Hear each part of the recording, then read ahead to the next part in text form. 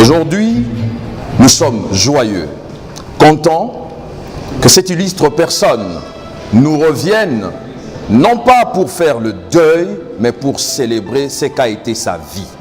Voilà le monde entier, Bana Congo Somo Totelemi Awa. Vous comprenez bien moko. Tolaxi amour.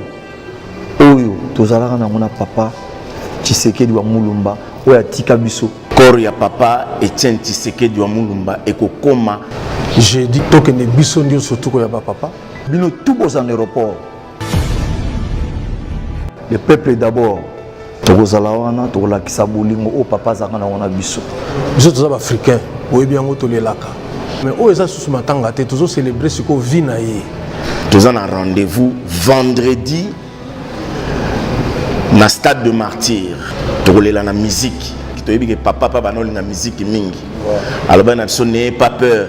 Nous avons dit que nous avons dit c'est-à-dire que nous avons dit que nous avons dit que nous avons dit que nous avons dit que nous musique. Nous avons dit la population, la fan de biso. Vous allez ébélé dans le stade de Martyr. Vendredi, ti samedi, na tongo donc bouton na tozu makam amen. Biso ba musicien tozu makam amen to la papa na ninga bien. Tout ça on a pour na bino. To ya ko la papa vendredi tout dans le stade de Martyr. Père de la démocratie.